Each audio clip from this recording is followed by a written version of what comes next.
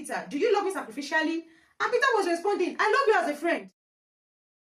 You might say that, but the Bible has been translated into hundreds of languages, and millions of people have come to faith without ever studying Greek. Yes, that's very true. But let me ask you, does it mean that just because we can understand the Bible in translation that we're getting the full picture? What if there are deeper layers of meaning in the original Greek that we missed out on? Now, let me show you some eye-opening examples where knowing the original Greek can make a huge difference in how we understand the Bible. First example is love. Yes, love. That sounds familiar, right? When Jesus asked Peter in John 21 verse 15 to 17 that, "Do you love me?" He did not just ask once. He asked 3 times and used 2 different Greek words for love. Now, the first time he used agape, which represents sacrificial love. The kind of love that lays down its life for another. It's an unconditional love, like the love Christ has for us. But then, Jesus switched to phileo, which means friendship or brotherly love. A different type of love, rooted in connection and affection. Here's the thing. When we read love in English, it's just one word. But in Greek, there are 2 distinct types of love in that passage. Jesus was asking Peter, "Do you love me sacrificially?" And Peter was responding, "I love you as a friend." Well, that's not explicitly stated in the English version. That's why knowing Greek could change the way we read the entire conversation. The second example is repent. Peter said to them in Acts 2:38 that repent. The Greek word used there is metanoisate, from the root word metanoeo. Metanoeo. We often think of repent as simply feeling sorry for our sins, right?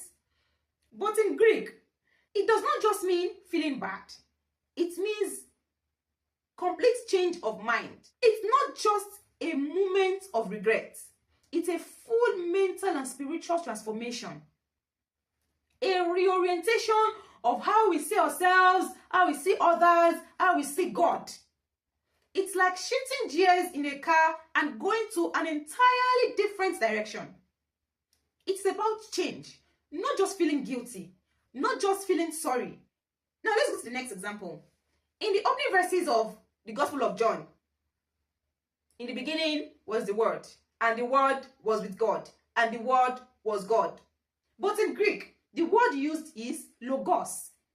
Logos. And logos is far more than just word. Now, the word logos carries a deep theological meaning.